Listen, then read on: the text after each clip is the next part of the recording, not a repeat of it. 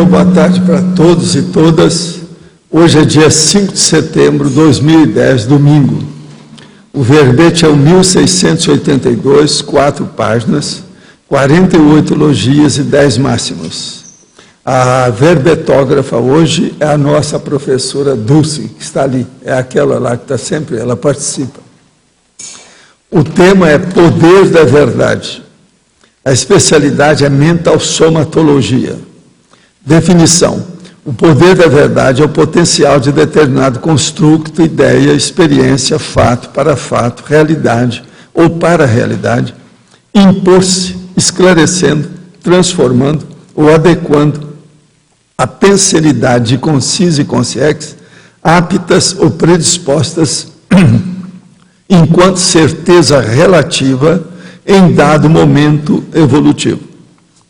A coesão ortopensênica, o rebento do tempo, os bastidores multidimensionais da história, o discurso falacioso do ditador, as manobras tácitas forjando realidades ilícitas, os efeitos grupo kármico das verdades impostas, o quarto poder, a conformidade do discurso dos fatos, a validade da hipótese comparada à dedução da experiência, a neodescoberta derrubadora do mito, a cosmoética destrutiva incita na Verpom, os fatos orientando a autopesquisa, o poder da verdade realinhando a Proex, os extrapolacionismos tarísticos, as projeções lúcidas paradidáticas.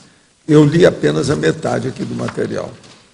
Agora, nós temos na argumentologia os efeitos, que é as verdades que promovem condições intraconscienciais ou realidades existenciais evolutivas. Então, tem 20 a relação. Tem também, na tipologia, as realidades midiáticas, com as condições patológicas evitáveis. Tem 6 aqui mostrando a realidade. Na remissologia tem 12 itens, nós destacamos. Central extrafísica da verdade, informação esclarecedora, princípio da descrença, verdade prioritária e verponário. Frase enfática: a carga de influência das verdades relativas de ponta nas manifestações conscienciais traduz a holomaturidade da consciência em 2 reações prioritárias: as ressex e o complexo. Você consegue usufruir do poder das verpons apreendidas ou prefere manter-se subjugado às autocorrupções paralisantes? Qual percentual de verdade dispensáveis você ainda mantém na cotidianidade? Agora nós temos aqui as perguntas. Gostaria de informar-lhe para compartilhar que recebi o e-mail da Sinel e eles aprovaram, do Sinel, né? E eles aprovaram o neologismo que eu enviei, serenotimia. Estou muito contente e agradeço demais a turma conscienciológica. Essa é a Maria Cristina Nievas. Mandou um abraço para todo mundo. É aquela que perguntou aqui, que eu falei com ela que tinha que falar com Sinel, né? Você poderia, por gentileza, responder-me a uma dúvida com relação à reurbanização do planeta Terra? Depende, né? Pagando bem, mas... Afinal, ainda teremos vida na terceira dimensão após a conclusão da reurbanização, ou as consciências que permanecerão aqui estarão em outra faixa vibratória e a terceira dimensão será inóspita? Não, não vai ter a baratrosfera do jeito que tem hoje, vai diminuir, é a única diferença, mas continua tudo. E que paralelo existe entre a reurbanização e o arrebatamento que os religiosos, movimentos dos evangelhos, sempre dizem que está em vista de se efetivar? Esse arrebatamento, claro, sempre estão falando para gente boa, não é isso? Não existe, tudo para nós não corresponde à nossa realidade. Estou distante de vocês, em Caçapava, em São Paulo, mas acompanho daqui do meu quarto o trabalho de vocês. Tá bem? Então, eu acho que eu respondi não, o que a pessoa quer, porque isso aí está bem claro, bem evidente. Como é possível estabelecer uma relação entre a fatuística intrafísica do surgimento do câncer? Alguns casos chegaram a óbito em várias consciências do mesmo grupo karma e o cultivo de sentimentos comuns entre essas mesmas consciências, como, por exemplo, mágoa, orgulho, ódio e inveja. Não, o problema todo é que é o seguinte, é muita gente que tem câncer com uma base genética. Então, o processo é genético, os afins se atraem, as consciências estão juntas. É lógico que onde tem determinados sentimentos, tem o processo da afinidade, a empatia, o processo está ali envolvido. Então, isso é que explica a situação. Agora, a base disso aí, de muita coisa, de câncer, às vezes, o processo é genético também. Fiz uma pergunta anterior acerca da ONG Arte de Viver, que ensina práticas respiratórias e meditativas. Considero que ela foi um trampolim para o meu parapsiquismo e para a entrada dos estudos da Conscienciologia. A TACOM pode servir de rampa para a recuperação de consciência? Esse aqui é mais um que está usando o negocinho. O mundo hoje carece mais de TACOM? Ele não entendeu nada ainda. A TACOM serviria para preparar o terreno para TARES? Olha, TACOM é o que nós temos perdido tempo através de milênios, fazendo consolação e tapeação dos outros. Porque junto da consolação vai a tapeação, vai a demagogia, vai o acobertamento, vai a superstição, vai a doutrinação. É demagogia, e quase sempre religiosa ou política. Então isso tudo já era. Hoje nós vivemos a era do esclarecimento. Nada de falar em consolação, que isso é tapeação. Isso é tapeação profissional, de religiosos, de políticos, de pessoa mal intencionada. De modo que o que você está fazendo aí, você está querendo forçar a barra. Esquece isso, TACOM já era. Nós fazemos TACOM porque não tem outro jeito, para chegar a TARES. Isso é apenas vamos dizer assim, um pré-requisito em alguns casos. Mas não tem nada que ver. Consolar é tapear. Isso é que a religião faz. Então fica tudo dentro de uma base pré-maternal de creche. Ninguém esclarece nada, ninguém fala a verdade. De modo que, esqueça isso. A Terra hoje precisa de esclarecimento, falar a verdade, soco na cara, fratura exposta. Eu chamo isso de impacto-terapia. O mais é besteira. Essa turma está aqui por causa disso. É princípio da descrença. Não acredite em nada. Faça a experiência por você. Depois você escuta os outros, abençoa todo mundo, respeita os posicionamentos de cada pessoa. Isso é outra coisa. É o direito das consciências. Nós temos que respeitar. Mas agora, banana para esse processo de religião. Vamos entrar bem nisso, que isso aqui é mais um que está querendo fazer o negocinho. Vamos parar com isso, querido. Intermissivistas, em verdade, estão relembrando uma aula ou um curso que já foi efetuado em dado momento de sua existência. É isto, não? Sim, é mais do que isso. É um curso inteiro. É uma opção de coisa que receberam. Eles começaram a receber o tapa na cara e a fratura exposta na intermissão, que é esclarecimento, por isso que eles vieram. Intermissivista significa uma consciência que renasceu com algum esclarecimento sobre o seu nível evolutivo e o que é que ela veio fazer aqui. Qual o sentido desse interminável estudo no Mental Soma, se teoricamente tudo já está conhecido anteriormente? Qual a razão da vida nesse planeta? Primeira coisa, tudo está conhecido por quem? Pelas consciências de você não está entendendo nada. Presta atenção, eu não estou entendendo nada. Tem muita coisa para nós entendermos. O que é esse negócio que está conhecido? Está conhecido anteriormente por quem já evoluiu. Por exemplo, a gatinha lá em casa também não está sabendo essas coisas que nós discutimos aqui. Ainda vai ter que chegar um dia nisso. Presta atenção. Agora, qual a razão da vida nesse planeta? É você dominar os processos da matéria, parar com o processo de ser bicho, deixar o corpo animal e virar uma consciência lúcida. Esse é que é o caminho. A Terra existe para isso. Aqui é outra escola. Agora, nós estamos fazendo uma força danada com o curso intermissível e a Conscienciologia para colocar a escola na frente do hospital aqui na Terra. Qual a sua heterocrítica a respeito do filme Nosso Lar? Eu ainda não posso dar porque eu não vi o filme. Quando eu ver, eu vou dar a minha opinião.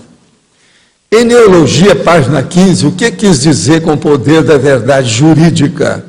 Existe alguma correlação entre o poder da verdade jurídica e a TARES? Aí agora é com a excelentíssima senhora, dona Dulce.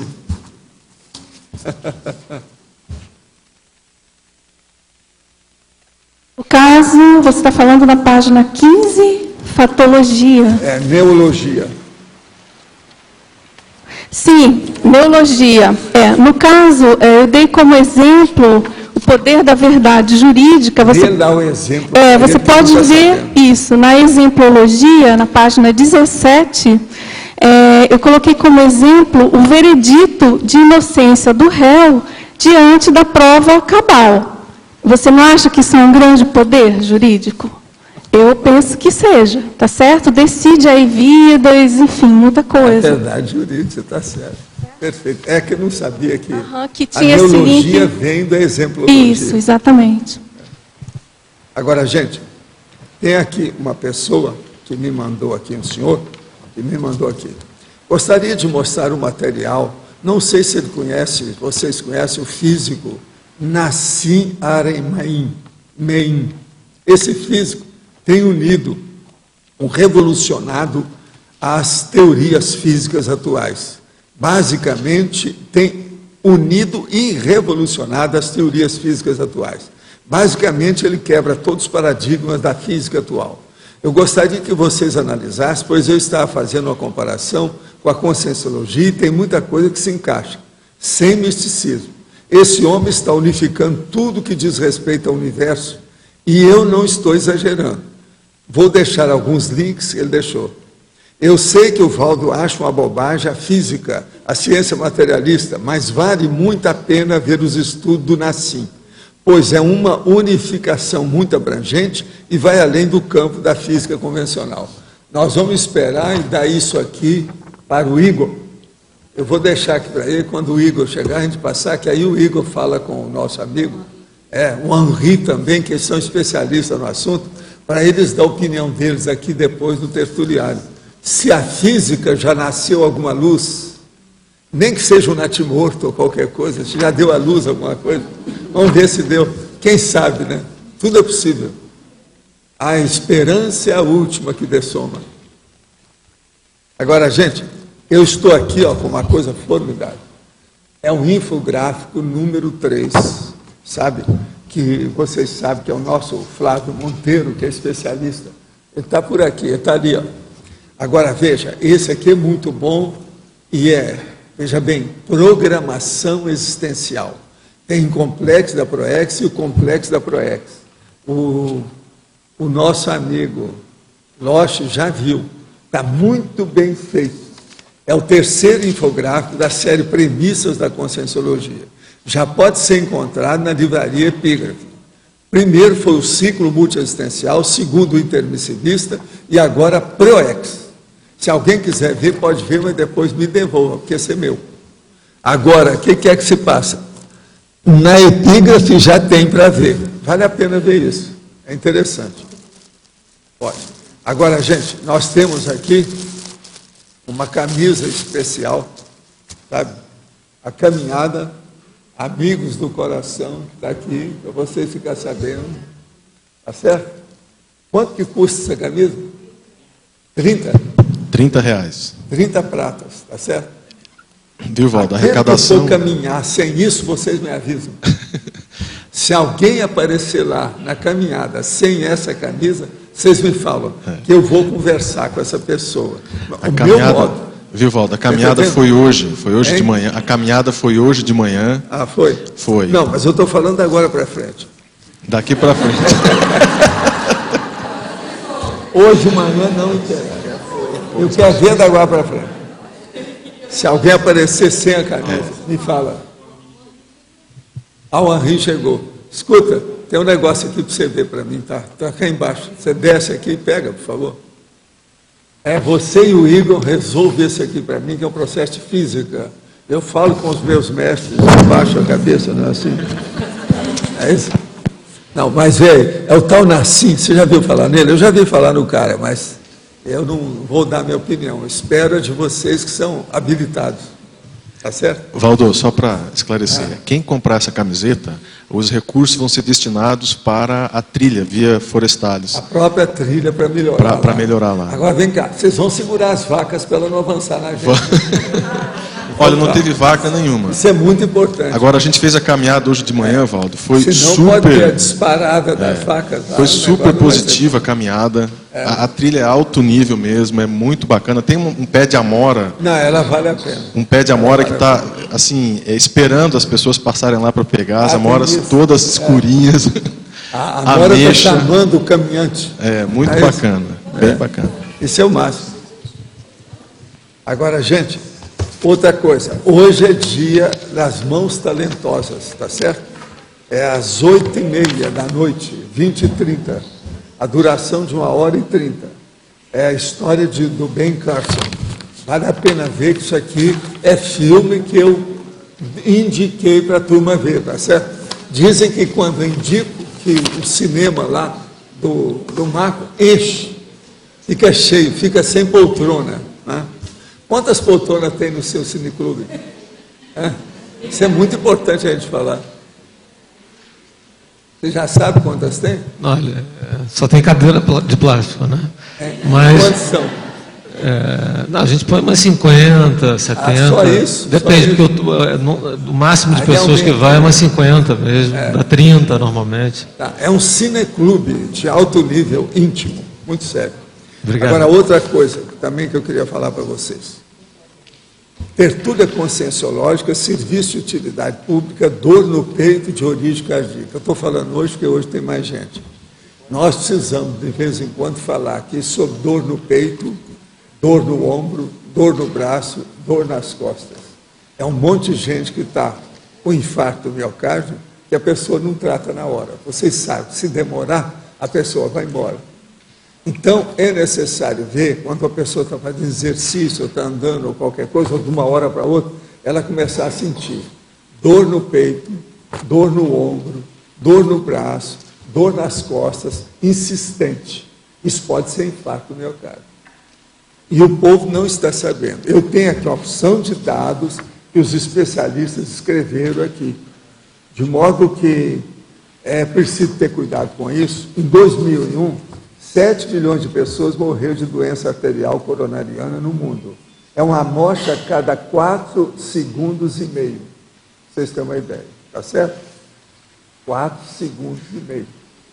Agora, veja, existe um processo sério de relação também do AVC com esses casos de doença isquêmica. Há uma série de dados. Se alguém quiser ver alguma coisa, está aqui, ó, a síntese de todos esses dados para a pessoa ler. É só me devolver depois, se alguém quiser ver. Vale a pena ver isso aqui.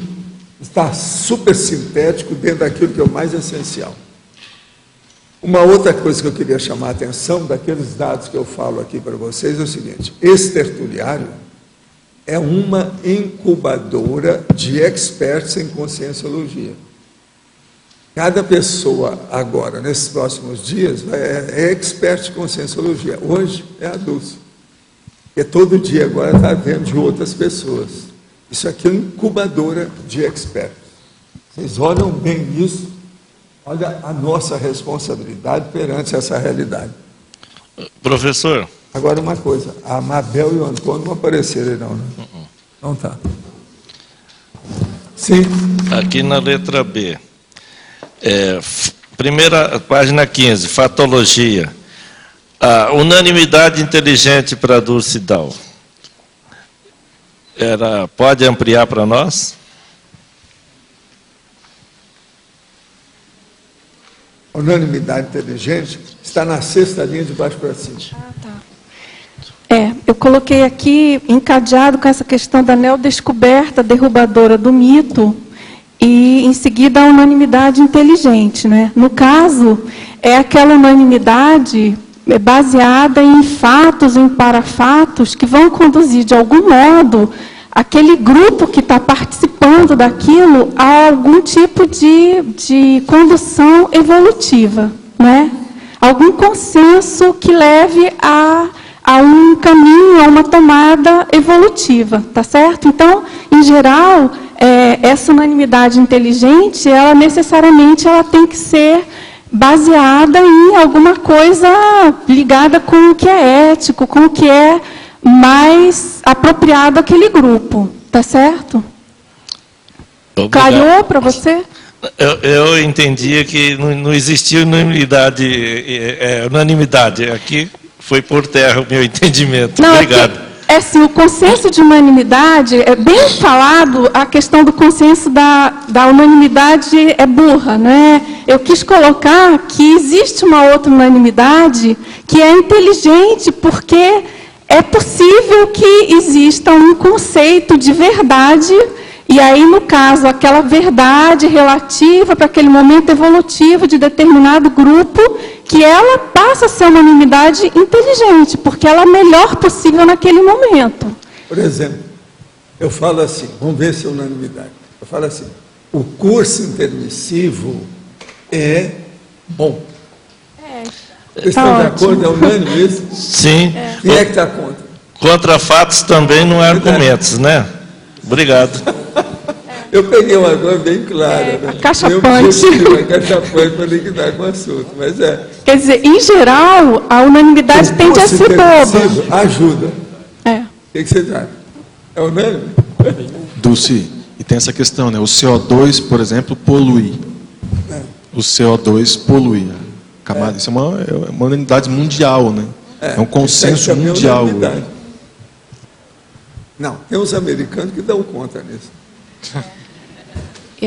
Na página 18, na remissiologia, eu estou sugerindo, Dulce, a mitoclastia e complacência religiosa.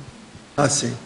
Aí agora o problema todo é o seguinte, completar. Esse pode aumentar, porque tem só 12, geralmente nós estamos fazendo claro, até 15. é. Marca aí a sugestão para Deus. Ok. E complacência religiosa. Você sabe que a Cassandra está estudando, né? Você precisa ter cuidado com ela. É a nova expert da conscienciologia que apareceu aqui. Nova expert. O negócio é sério. Mas o que tem? Para Dulce também, Dulce, queria que você... Uma expressão aqui na página 15, na parafatologia, na penúltima linha, que me chamou a atenção, sobre os extrapolacionismos tarísticos. O que você pensou? O que você define? Bom, aqui no caso, eu coloquei os extrapolacionismos pensando na questão do quanto que os amparadores, por exemplo, propiciam extrapolacionismos, colocando versões... Eu tenho para versões... mostrar aqui hoje. Eu falei lá na hora do almoço aí com a minha equipe lá. Você sabe que eu tenho o clube da 10 para as 11. Então a gente conversa antes de almoçar e tal. E o Pedro autorizou que eu pudesse falar aqui. Ele achou que está em cima. Deixa eu mostrar para vocês o que é extrapolacionismo. Eu encontrei com um dos nossos amigos, que é os representantes do Transmentora essa noite. Foi de madrugada. Depois que eu trabalhei 4 horas, depois deitei, encontrei com ele. Então, eu já estava com uma pergunta atravessada já há algum tempo para saber. Então, fiz a pergunta para ele, porque eu estava esperando um desses que conhece bem as nossas coisas, para saber. Então, eu perguntei para ele o seguinte, me conta, você sabe de alguma coisa da minha vida que eu tenha feito bem, seja por omissão, mas uma omissão positiva, quer dizer, a super, e que eu não guardei e nem dei valor para isso? Eu não quero saber por causa de mim, eu expliquei para ele. Eu quero saber porque isso tudo serve de argumento, talvez, para eu fazer verbete, para estudar a situação. Eu falei assim, não, tem 2 coisas com você que a gente nota que você esqueceu. Uma delas você esqueceu totalmente. E que nós achamos que isso foi de grande valia para o seu trabalho. A primeira foi o seguinte, lembre-se, quando teve aquele caso... que teve um grupo que estava insistindo para você comprar um iate no Rio para andar na Baía de Guanabara. Realmente isso aconteceu. Na ocasião, eles ficaram sabendo que eu estava comprando imóvel, eu falei assim, em vez de você comprar esse imóvel, vamos comprar um iate, que a gente tem mais tempo, anda. Mas eu falei assim, eu não vou entrar nessa, porque isso aí vai desviar meu tempo, minhas coisas, eu vou ter que fazer muito mais social sem haver resultado. Gente, eu esqueci completamente isso. A hora que ele me falou, realmente isso aconteceu. Pois é, isso te ajudou demais. Senão você teria desviado os seus trabalhos naquela ocasião. Agora, isso foi em 1967, 68, por aí. E teve um outro seguinte, depois eu fiz as empresas, uma opção de coisa, já no fim, as coisas estavam bem encaminhadas, o filho do meu sócio resolveu comprar um avião. E ele comprou um Seneca, entende? Então ele queria que eu comprasse para voar com ele, para a gente fazer as coisas, aquele negócio todo. E eu dei conta nisso. Agora, todos dois, eu dei conta para o povo que insistiu comigo, em cima do lance, e nunca mais lembrei disso.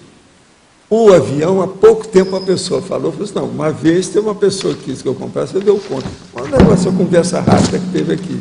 Mas, por exemplo, o caso do iate, eu nem lembrava mais da história. Aí eu comecei a lembrar, eram 3 pessoas que insistiram comigo. Uma delas era médico, e ele tinha um iate.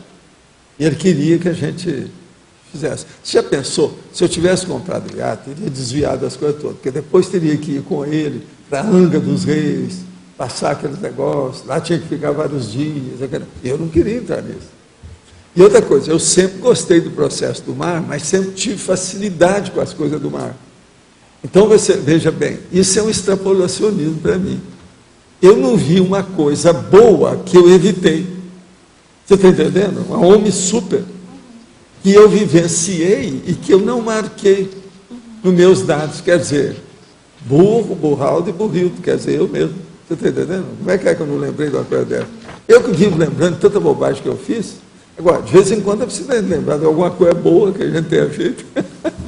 Você está entendendo? Isso foi extrapolacionismo positivo para mim. Que me clareou. Agora, o que é engraçado é que eu comecei a pensar nas consequências, o povo que estava envolvido nisso na ocasião. Entende? Isso foi a década de 60. Foi 67, 68, 69, tudo eu tive esse contato. Esse meu amigo, ele tinha um pequeno iate, e nós rodávamos a Baía de Guanabara com ele. Eu conheci muita coisa através disso. Foi lá que tinha lá a Itaipu, aquela praia de Itaipu que tem no Rio, sim, que eu tive que pular do iate para pegar uma moça que estava, sabe, lá afogando. Foi na praia de Itaipu. O iate já estava ancorado, mas ele ancorava longe, porque a praia lá é rasinha, não chega perto da areia, o negócio fica lá na frente. Então ali a moça saiu de lá e ela não estava muito longe do iate, a gente viu quando ela começou a gritar. Eu pulei e segurei a moça lá, dei um jeito nela. Isso foi na praia de Itaipu. Você sabe qual que é? Sei, que é de pescadores, aquele negócio. Conheço bem. Agora, isso é extrapolacionismo. Tá certo. Feito por Concierge. Isso aconteceu essa madrugada. Puxa, em cima do lance. Aconteceu. Eu tinha falado com eles antes, agora ele está perguntando, é justamente esse fato. O fenômeno é esse. Então, agora só assim, complementando, né? Eu penso que, em geral, esses fenômenos promovidos pelos amparadores, diante de autoquestionamentos ou dúvidas que a gente tem de alguma pesquisa, eles são bem dentro dessa questão de você acessar uma determinada realidade que você não acessava antes e que aquilo, de algum modo, traz um esclarecimento promotor de uma nova condição, né? Assim, eu tenho vários exemplos, por exemplo, uma projeção assistida para didática que você tenha, esclarecendo um assunto que você está pesquisando, ou então uma condição sua de algum déficit ou algum trafal que você tenha, e aí você tem aquele extrapolacionismo que o amparador vem e te mostra a sua realidade intraconsciencial e por que, por exemplo, que você não tem acesso àquele parafenômeno, por exemplo. Então, assim, para eu entender, qual a diferença, assim, o diferencial entre o extrapolacionismo de parapercepção e o extrapolacionismo tarístico? No caso, eu considero a diferença básica é a seguinte: o tarístico ele está pautado em algum questionamento que você tem, alguma pergunta que você tem, e ele vem e te esclarece pontualmente aquilo. Como? Esse meu caso é bem claro, os dois. Ele não só é tarístico, como também é parapsíquico. Agora, ele lá, na hora, falou assim, lembre-se dessas coisas, olha o que aconteceu. Eu comecei a lembrar, os argumentos que eles tinham comigo eram os mais diferentes. Um deles era o seguinte: Paulo, Você está comprando só imóvel, tem que diversificar o investimento. Compra um iate para ser esse investimento esquisitinho, né? Assim, mas vem cá, você não leva as americanas lá para o Gávea? Que tal você levar esse povo para o iate? Que é o Iate Clube. Você está entendendo? Tudo é argumento da turma. Entende? Lá na ocasião. Hoje eu estava lembrando disso, eu nunca mais cogitei desses assuntos, eu não queria, de modo... Uma das coisas que isso ia me pegar também era o processo de viajar. Quando eu estava viajando, esse negócio de deixar as coisas no iate, você está entendendo? Tem que manter aquilo. É um problemão. O dinheiro não é tanto, não. Isso é relativo. O processo é a manutenção, a observação que dá. E outra coisa, se você arranja o iate, você tem um ciclo de relações novo. Todo mundo quer andar nele, quer navegar nele. Você está entendendo como é que é? E outra coisa, se você deixar, o iate é seu, você dá para a pessoa, depois acontece um acidente, a culpa também é sua. Então é o senhor problema, essas coisas todas, a gente tem que examinar tudo. Agora, hoje, de manhã, eu parei para pensar, como é que eu nunca mais pensei nisso? Como é que escapou? Então, eu estava falando com o Pedro e falo agora para vocês. Vocês devem ter muita coisa boa que vocês fizeram, ou uma omissão que vocês deixaram de fazer mais positiva, que vocês não levem em conta. Então, que a turma, por exemplo, na hora que vai ser com o Sincobai, a pessoa não sabe disso. Na hora que ela vai fazer uma investigação dela mesma com o conscienciograma, ela não põe isso lá dentro. Por exemplo, eu que anoto tudo, registro tudo, esquecer uma coisa dessa, como é que é isso? Vocês devem ter um monte de coisa desse jeito, igual eu. Você está entendendo? Por que não? Então tem muita coisa que vocês foram bons, mas vocês estão totalmente burros. Quer dizer, um bom burro. Quer dizer, um burro bom. Você está entendendo? Porque não lembra, não joga aquilo com a realidade. Entendeu como é que é? Então é importante a gente lembrar dessa história. Vale a pena. Agora aqui, poderia falar a respeito de crianças hiperativas? Isso tem relação do convívio familiar agitado ou está diretamente ligado à consim ressomada? Olha, tem uma porção de coisa que tem isso. O ideal é começar a tratar da consim, que é hiperativa, a criança, desde cedinho. O ideal é logo que ela é pequenininha, já começar a tratar. Antes dos 7, dos 10 anos, isso aqui é o ideal. Agora, qualquer coisa que você está interessado, veja um livro que a minha mulher escreveu, que vale a pena, sobre hiperatividade. Tem aí, na epígrafe. Vale a pena ver isso aí. Por sinal, tem muita gente que fala. Essa semana mesmo, uma pessoa falou para eu tocar no assunto aí da hiperatividade eficaz, que é o livro da graça. E tem gente que está tirando partido disso por outro aspecto, tendo a hiperatividade. Positivo. Assisti o filme Nosso Lar e gostei muito. Gostaria de saber se o Emmanuel e o André Luiz já ressomaram e onde. Eu não sei. O Emmanuel eu sei que ele ressomou na Itália. Agora, o André Luiz eu não sei. Como é que está a situação dele agora? Agora, o Emmanuel foi na Itália. E lá na área do Padre Pio. Padre Pio na Itália. Ele renasceu lá. Desde pequeno, meu irmão sofre com um problema durante o sono. Acorda muito atordoado, gritando e sai correndo pela casa. Diz ver algumas imagens distorcidas e fica aterrorizado. Já o levamos em vários médicos e nenhum soube explicar. Penso haver alguma explicação extrafísica para isso. E tenho medo que o diagnostiquem como doente e deixem ele dopado de remédio. Isso tudo indica que ele tem o terror noturno. O professor já conheceu algum caso parecido? Qual a sua opinião a respeito? Não, isso tudo indica que é o terror noturno. Isso aí tem que ver. Agora, precisa examinar para ver se ele tem um assédio mais sério, como é que é, ou se o problema é só dele, de alto assédio com alguma coisa, precisa de ver. Você tem que examinar a pessoa. Eu recomendaria ele ir para a consciencioterapia. Gostaria de saber se, segundo a conscienciologia, os moradores de rua estão nessa situação por não conhecer as energias? Não. Todo mundo está no buraco paratrosférico porque não conhece o estado vibracional. Segundo os espíritos, os mendigos foram pessoas muito ricas, mas não souberam como usar o dinheiro e nunca ajudaram ninguém. Mas não é assim não. Tem muitos deles que não é bem isso, não. A situação é essa. E outra coisa, eu já conheci um mendigo que era milionário. Isso é relativo, não é bem assim, não. Por isso, nessa vida, estão nessa situação de total pobreza para aprender. Isso procede ou é somente o desconhecimento das energias? Não. O que eu quero te dizer, eu vou repetir. A maioria das pessoas tem problema porque não conhece nada sobre energia e estado vibracional. É aquilo que eu chamo, que é o combustível da vontade, que nós chamamos aqui de voliciolina, que é a gasolina da consciência.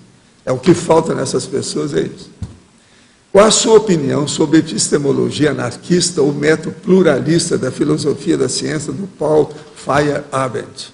Segundo ele, a ciência é, em essência, um processo sem regras a seguir. Eu já li os troços dele, tem um negócio dele, Contra o Método, que é interessante o livrinho dele aí, Contra o Método. Mas é muita bobagem, né, da ciência convencional. Fica nisso. Ele não tinha noção da multidimensionalidade, nada disso. Agora, o Feyerabend era bom porque ele era crítico, bravo.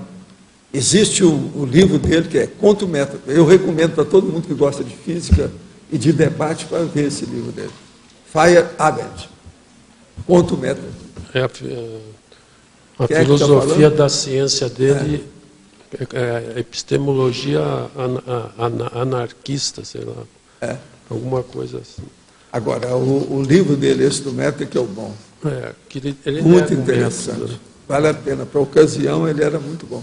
Agora, o que você quer falar para a Dulce hoje? Seguinte, a sua colega aí do parlamentarismo. Eu já falei para ela, vou repetir que esse verbete está muito bom e não adianta ela falar menos, que ela andou falando menos aí, mas está bom. É assim, ó, menos. Aí, agora, Dulce, você deve virar para ele e falar assim, ó, rugas de preocupação pelo que você está me falando. Aí, para uma pergunta que para ela é fácil responder, na mega pensenologia, para ela dar uma explicaçãozinha aí na página... Verdades reciclam poderes. Então, aqui seria o conceito de que quanto mais você tem esse domínio, né, essa cosmovisão das realidades, mais você tem poderes qualificados, está certo? Então, assim, considerando essa questão da verdade ser uma correspondência ou uma interpretação de uma realidade, é claro que quando você acessa isso, e quanto mais aumentam essas verdades, mais você qualifica e amplia os seus poderes. Aí, poderes de um modo lato sensu, né, o mais amplo possível. Você concorda? Sim, pelo que eu entendo, verdade, que é relativa, também há epistemólogos defendendo essa relatividade, né? Hoje até a epistemologia em geral já defende nós muito mais. Mas, vamos dizer, a verdade, ela vai aumentar o poder da pessoa. Também é isso? Não sei. Isso. Eu penso que sim, considerando que a verdade, no caso, considerando a verdade como uma correspondência, uma interpretação de uma dada realidade. Se você tem uma cosmovisão, e se você tem essa versão, vamos dizer assim, da realidade como um todo, é claro que você tem mais poder sobre isso e sobre o todo. Está certo? Agora, também eu tinha falado para ela que na definição, porque verdade seria a correspondência do pensamento com a realidade, com os fatos, com os acontecimentos. E ela definiu muito bem aqui, inclusive falando de parafatos, tudo da para-realidade. Então, está muito bom. Agora, na outra questão aqui, seria na numerologia, essa primeira verdade, na página 16, né, em numerologia, a verdade oculta. O que se quis dizer? Isso seria do ocultismo, alguma coisa assim? Não, aí eu acho que, no caso, essa verdade oculta, ela engloba a verdade do ocultismo, é claro, mas eu considero que ela é neutra, no caso, porque você tem verdades ocultas que podem ser pertinentes, né? Mas sempre tem verdade oculta, se você considerar a evolução. Então, isso é uma coisa que eu acho que é preciso a gente estar preocupado, né? E voltado para essa condição nossa, né? Das verdades ocultas e também das verdades ocultas oportunistas, né? Essas sim, a das religiões, a dos mitos, a das falácias, dos políticos, dos curupiras, enfim. Essa verdade oculta seria também as verdades desconhecidas? Sim, também desconhecidas. São ocultas diante da nossa burrice, vamos dizer assim. Agora, a última coisa, na própria numerologia, ela está numa ordem crescente aqui, vai até a verdade experimental, né, científica.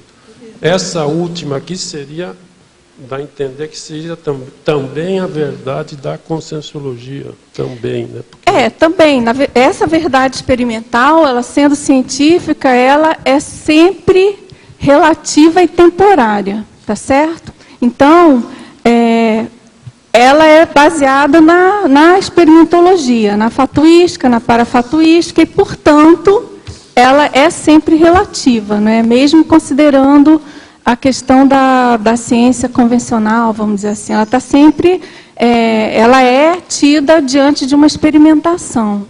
Dulce, aqui no D. Em fatologia, na quinta linha de baixo para cima, você colocou a mentira cosmoética na economia de males. Isso entra aquela questão da dissimulação cosmoética? Poderia... Aí entra uma série de fatores, né? Por exemplo, você evitar usar o TACAP da verdade em determinada situação. É a questão da dosagem da TARES que você precisa ter em função do contexto, da pessoa que você está convivendo, que você está esclarecendo. Então, eu considero que esse é um dos problemas da verdade. A pessoa sempre acha que ela é a dona da verdade, tá certo? E, às vezes, primeiro que ela pode estar equivocada, e segundo, que nem sempre a verdade que ela acessou é a verdade, vamos dizer assim, mais adequada para uma pessoa, por exemplo, que ela está assistindo. Tá certo? Então, é preciso você cuidar com isso. É o caso, por exemplo, dos amparadores, intrafísicos, inclusive, que, obviamente, dosam as verdades para a gente. Tá certo? Tá certo. Gente, tem uma coisa que eu gostei muito aí nessa história, nesse coloquialismo aí que nós assistimos. Primeiro, teve o Arlindo, sabe, que pegou com a mão esquerda e depois teve ela que pegou com a direita. Segurou primeiro, ela na direita e você na esquerda, seguraram o microfone. E Dulce, parece que nós temos um clube da turma de italianos aqui. Muito Dulce. Em cima do lance. Agora, tem mais outra para você. Em antagonismologia, o antagonismo, falácia, lógica, razão. Poderia exemplificar? Antagonismo? Falácia, lógica e razão. Bom, o primeiro que tem. Falácias lógicas são inúmeras, né?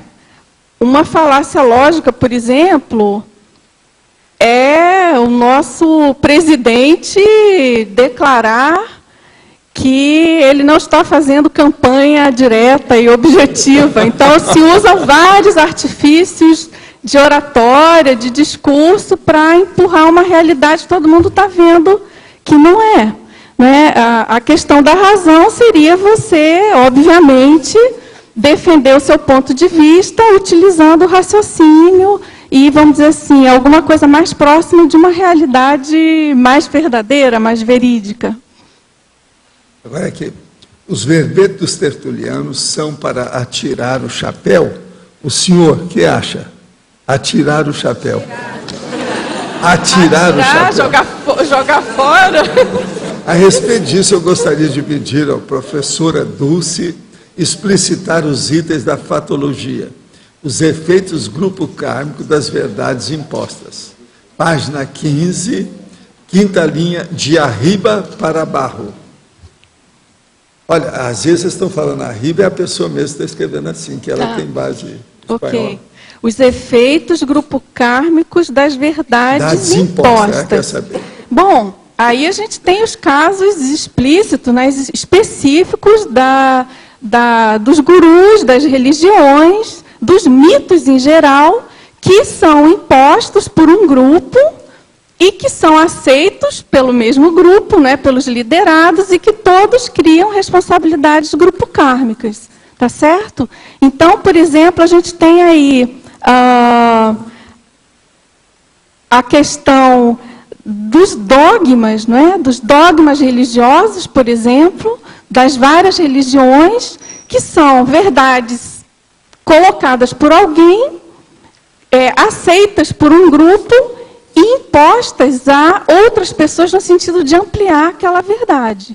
Isso aí, então, vai gerar toda uma dinâmica de interprisão grupo-kármica com consequências, obviamente, grandes e, enfim, de efeitos bem duradouros aí ao longo da evolução. Outra da mesma pessoa. O poder da verdade realinhando a PROEX. Página 15, penúltima linha. Poder da verdade realinhando a PROEX. Bom, no caso, esse poder da verdade, ele pode estar diretamente relacionado com a sua recuperação de coins. Você concorda que recuperar coins é ter acesso a uma verdade mais ampla?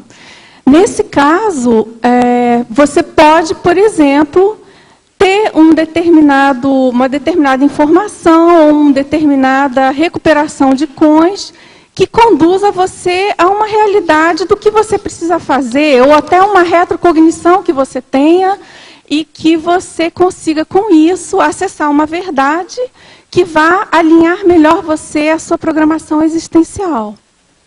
Agora, ó, está perguntando aqui na página 17, o tópico liberdade, para você explicar um pouco mais a ideia. Página 17. Liberdade, lá embaixo, antes de efeito. Liberdade. As verpões apenas assenhoreiam-se da pensenidade da consim já liberta de acanhamentos holossomáticos e restrições grupocármicas sérias. Bom, essa questão das verpões e dessa condição da realidade, aí a gente tem que pensar na questão do livre-arbítrio, da responsabilidade sobre acessar determinadas informações e no quanto que há todo um arcabouço extrafísico e uma questão dos amparadores atuando junto a uma pessoa que já tem essa condição. Então, por exemplo, aquela pessoa que tem muito problema egocármico, que tem restrições grupocármicas sérias, de fases ainda de muitas dívidas grupocármicas, ela vai ter mais dificuldade de acessar verdades relativas de ponta diante daquela condição dela ainda de muita interprisão. E também aí entra uma coisa implícita, essa questão da liberdade, que é a condição de cosmoética daquela pessoa, né? Como que a pessoa vai ter acesso e ter essa condição de maior liberdade, maior livre-arbítrio, para acessar, por exemplo, uma central extrafísica da verdade, se ela está completamente enrolada com os processos ainda grupocármicos dela. Então, isso tudo tem que ser dosado, né? Aí o conceito de liberdade, ele precisa considerar essas condições aí intraconscienciais, no sentido de favorecer mais ou menos o acesso às verpões a determinada consim. Mais outra para você. Efeitos na página 17, que é o item 9, dispersidade, a cotidianidade de verdades isentas. Bom, no caso aí, que eu estou considerando verdades isentas, são verdades isentas de assediadores ou informações mal intencionadas. Se a pessoa não é desperta, se ela tem todo um ruído de captação de informação, é claro que ela não vai ter condição, ela não vai ter uma isenção de uma determinada verdade ou mesmo de um determinado parafato. Ela pode ter, mas se ela não é desperta, ela vai ter mais dificuldade ou pode poluir essa verdade. Então, a condição da desperticidade, ela propicia, né, realmente o acesso a verdades isentas, puras, entre aspas, né, sem alguma tentativa de manipulação de uma dada realidade por uma consciência mal intencionada, por exemplo. A semana passada o senhor falou de Apolônio de Tiana e a sua problemática com as crenças, mas nem por isso ele não deixa de ser uma personalidade interessante e digna de ser estudado. Sai Baba, devido ao seu domínio energético, e está em nosso tempo também, é o caso de estudá-lo. Sai Baba tem muita coisa atrapalhada, seria bom você ver a coleção da revista Nexus, que as pessoas que trabalham com Sai Baba falam as verdades a respeito da personalidade dele. É preciso dar desconto, o homem é problemático, tem muita coisa atrás. Agora, Apolônio de Tiana, o problema dele é descobrir o que é que foi realmente a vida dele, que é muito difícil, porque a Igreja Católica acabou com tudo, como nós já falamos aqui. Agora aqui, ouvi o senhor falando sobre eclâmpsia. Eu não queria ter filhos, mas meu marido, como não conheceu o pai dele, ele morreu quando ele tinha 1 ano, e é filho único, queria um filho para continuar o nome dele. Bem, tive pré-eclâmpsia, seguida de eclâmpsia, tirar a criança que não sobreviveu. Uma semana depois eu perdi 20 quilos, os rins pararam de funcionar e a retenção hídrica era grande. E a pressão que está 28/14 voltou para 11/6. Poderia me falar alguma coisa sobre essas energias, minha e do menino? Não, aí é preciso examinar isso com calma, para ver de perto o que é que se passa. Agora, tudo isso está dentro do grupo evolutivo da pessoa, né? De saber as reações, pró e contra, como é que fica, etc. Tal. Gente, eu queria falar para vocês que nós temos aqui um grande autor da administração da vida científica, foi analisada no curso Heterocrítica de Obra Útil, que é o professor Volpato, que é autoridade em pesquisa, metodologia e redação científica. A sua participação foi unanimemente excelente. Eu queria que vocês batessem as palmas para ele.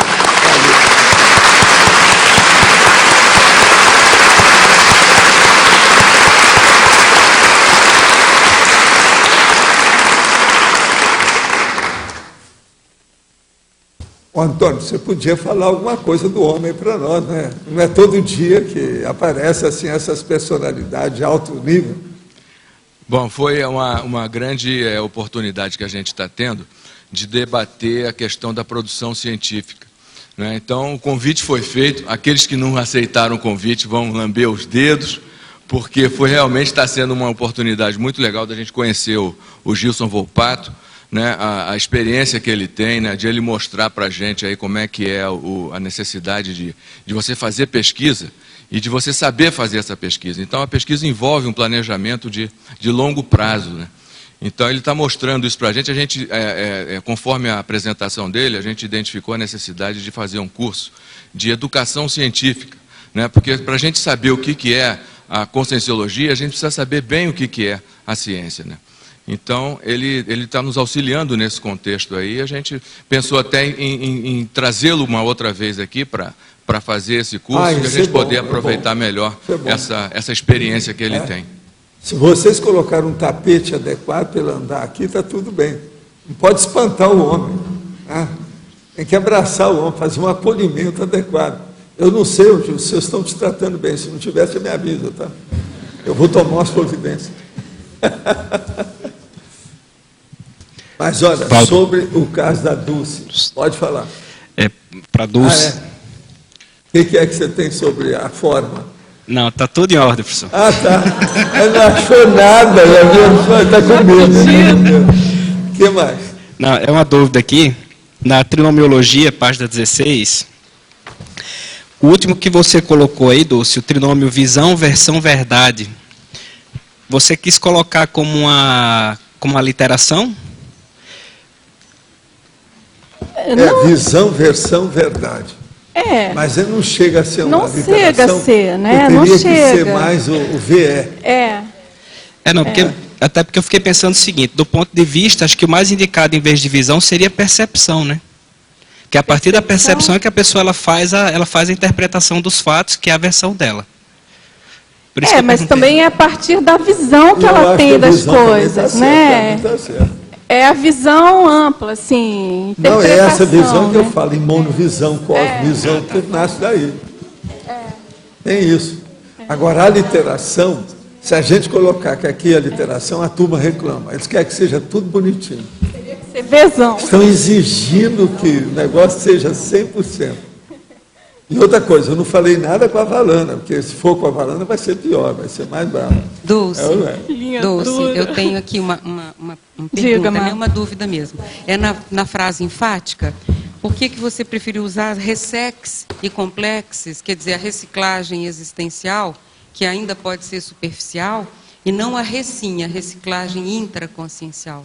Bom, Malo, eu usei aí ressexes porque eu penso que, às vezes, são pequenas mudanças e mudanças são reações. E tem coisa mais séria. A ressex, ela vem primeiro. É verdade. E reações imediatas, eu ia falar. As reações imediatas da ressexes, que muitas vezes são negligenciadas e atrapalham todo o resto de todo o movimento maior de reciclagem. Entendi, no Entende? sentido dela- E às vezes a pessoa acessa uma informação muito séria, uma verdade muito pertinente para ela faz vista grossa, ela não faz esse movimento imediato e aquilo cai no marasmo e pronto. Atrapalha todo um trabalho, todo um continuismo, né, de uma solução, e mesmo enfim. porque, sendo um verbete neutro, a pessoa pode atingir o complexes, apesar de uma vida, uma mini proexis, medíocre, ou até datacon, ou tudo Agora, mais, né? Malo, Sem chegar na receita. Até o certo ponto é o seguinte, a ressex é o primeiro passo, o complexo é o último passo. Então está certo. A reci fica no meio. Ela fica no meio. É porque E, eu às não vezes, podia nem é pôr as alcançada, 3, né? aí eu escolhi. Você está certo. E às vezes ela nem Está aparece. perfeito isso aí. Ela nem surge, porque ela passa... Eu posso? Por favor. Para mim, essa resposta aqui foi altamente esclarecedora. Então, muito obrigada. Que bom. Né? O debate está sendo fantástico. E aqui em Fatologia, na quinta linha, 1, 2, 3, né? Sexta linha, por favor, de baixo para cima, a exceção unitária e verídica. Será que você pode exemplificar?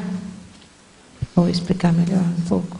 No caso, por exemplo, da exceção unitária, é aquela pessoa que já tem toda uma realidade, todo um conjunto de pessoas ou de argumentos em cima de uma posição. E tem aquela unidade que é a exceção, ela vai contra, ela é diferente de todo o resto. E ela pode ser a verdadeira, pode ser a realidade mais próxima do que é o real, do que é o verdadeiro.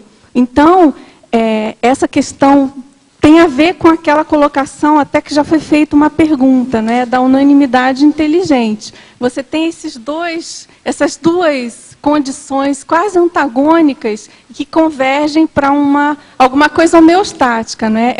Não é bem um paradoxo.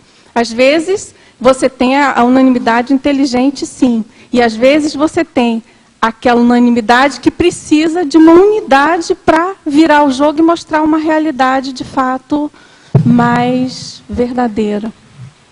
Deu para entender? Não entendeu? Deixa eu te dar um exemplo. Pode ser que tenha acontecido de ter uma turma de pessoas discutindo um determinado assunto. E as pessoas todas estão equivocadas. E tem uma pessoa que chega e ela tem acesso a alguma informação que ninguém mais tem. Ela é dissonante e ela esclarece uma situação, ela é dissonante, ela é única, mas ela é suficiente para mudar todo Essa um aqui é a contexto. cunha mental esclarecedora que nós chamamos. É o exupensene ilumina. Entende? O exupensene que ilumina.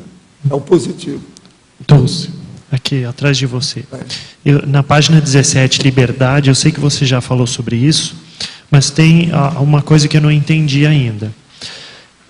São as verpons que se assenhoreiam-se da pensenidade da consim, ou é a consim que se assenhora das verbons? Olha, eu acho que essa questão de verpom e consciência é uma via de mão dupla, né? Se você considerar que as verpões coexistem no cosmos e que elas estão aí, que você capta ou não, que você acessa ou não, você tem esse movimento da consciência ter o movimento de captar a verpom e está apta para isso, né?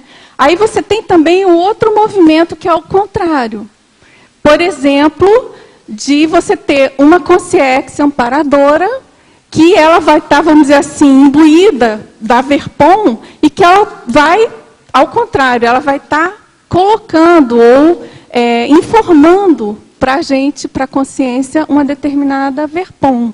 Então, eu acho que é duplo. Pelo mesmo sentido, então, a central extrafísica da verdade só receberia consciências a partir de... Você tem que ter um mínimo de capacitação, vamos dizer assim, cosmoética, holossomática, evolutiva, senão todo mundo acessava tudo e todo mundo era serenão, enfim, estava tudo certo, né? A gente não tem esse arcabouço, infelizmente.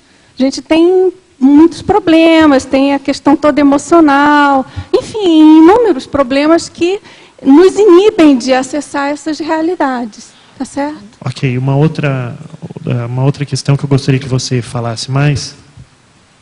Na 7ª linha da fatologia, por favor, primeira página.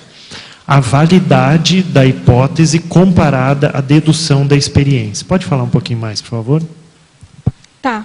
Aqui, por exemplo, na questão do experimento científico, né? Por exemplo, você tem uma hipótese e, até um determinado momento, ela é uma hipótese, né?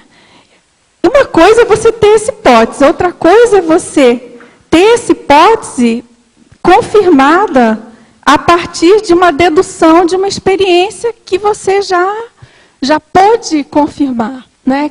Que a experiência, então, já aconteceu e você já tem uma realidade.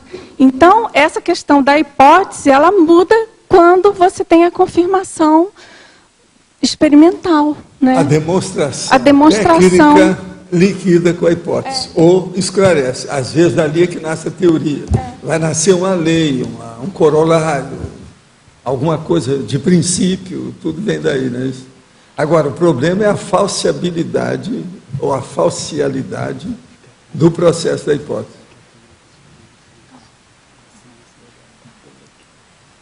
Estão querendo que você fale para cá, por causa da câmera, é isso? Agora, ó, não deixa de usar a sua mão esquerda. Porque ela tem que ficar do lado esquerdo, porque você usa a direita. Não, você estava usando aquela, então ela tem que usar para cá. Ficou perfeito isso aqui.